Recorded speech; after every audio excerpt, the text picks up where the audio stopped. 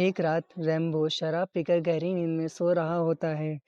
तभी उसकी बेटी के रोने से उसकी आँख खुल जाती है और वह गुस्से में उठता है और देखता है कि कैसे उसकी बेटी के रोने से वह सो नहीं पा रहा और उसकी बीवी घोड़े बेचकर सो रही है। तभी वह अपनी बेटी से कहता है कि रो मत और मैं तुम्हें चॉकलेट दिलाता हूँ बड़ी वाली।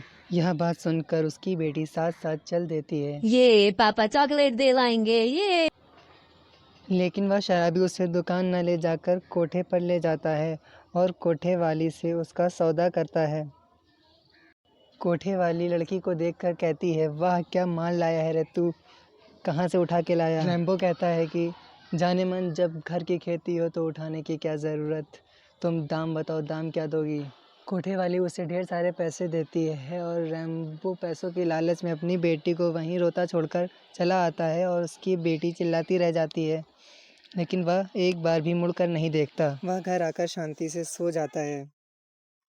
जब सुबह उसकी बीवी उठती है और उसकी बेटी उसके पास नहीं होती तो वह परेशान होने लगती है और रैम्बो को उठाती है और कहती है कि ये जी हमारी बेटी कहाँ गई? रात में तो यहीं थी, क्या तुमने देखा है?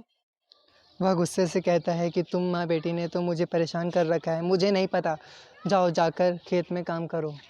उसकी बीवी काम करने चली जाती है और अपना काम पूरा करके मालकिन से पैसे ले आती है। पैसे लेकर वह जब घर लौटती है तो रैम्बो डंडा लेकर उसका इंतज़ार कर रहा होता है। जब वह पास आती है तो रैम्बो उसे डंडे से मारता है और कहता है कि चल पैसे मुझे दे, मुझे शराब पीनी है। और उसकी बीवी गुस्से से कहती है, ये पैसे मैंने कमाए हैं, मैं किसी को नहीं दूंगी, चाहे जो तू कर ले। फिर रैम्बो उसे डंडे से खूब पीटता है और घर से भगा देता है और खुद अकेला घर में जाकर सो जाता है। उसने इतनी शराब पी होती है कि वह 26 साल तक सोता रहता है और जब वह उठता है तो 26 साल बीत चुके होते हैं।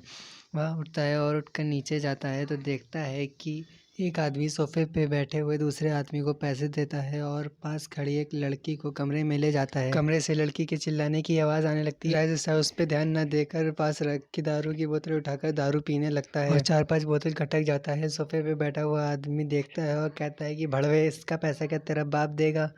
तेरे पास फूटी कौड़ी भी है या नहीं, चल पैसा निकाल। मालिक मैं बहुत गरीब हूँ, मुझे माफ़ कर दो। उतनी ही देर में वो लड़की और आदमी कमरे से बाहर निकल कर आते हैं।